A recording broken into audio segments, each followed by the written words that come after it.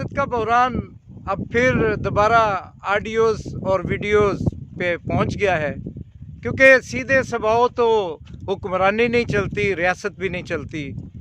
यहाँ पे बहुत बड़ा फेलियर है, जिसको कोई माने या ना माने।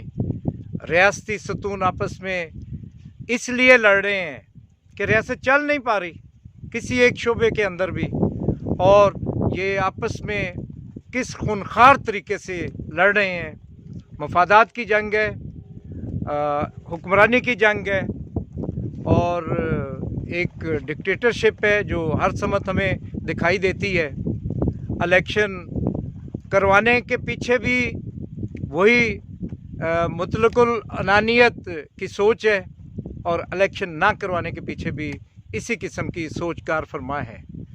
अब यहाँ पे बज़ाहिर एक आइन है जिसकी 50वीं सालगिरह मनाई जा रही है, और उस आइन का जो तकाज़ा है कि यहाँ पे हर 5 साल के बाद इलेक्शन हो, और इलेक्शन के बाद मुंतखब हुकूमतें आएँ।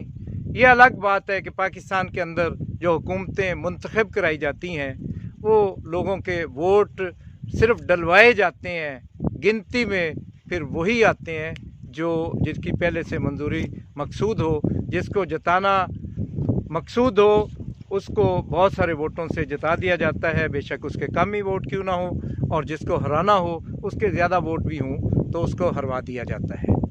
ये सारा सिलसिला चलता आ रहा है। तमाम फ़रीक़ैन एक जैसे हैं, इनमें जो इंसाफ की बात करते हैं, जो डेमोक्रेसी की बात करते हैं, उनके हालात, उनके वाक़यात और उनकी जो जमहूरियत पे यकीन है, वो एक सिर्फ़ लफाजी की हद तक है, अमलन हमें कहीं नज़र नहीं आती।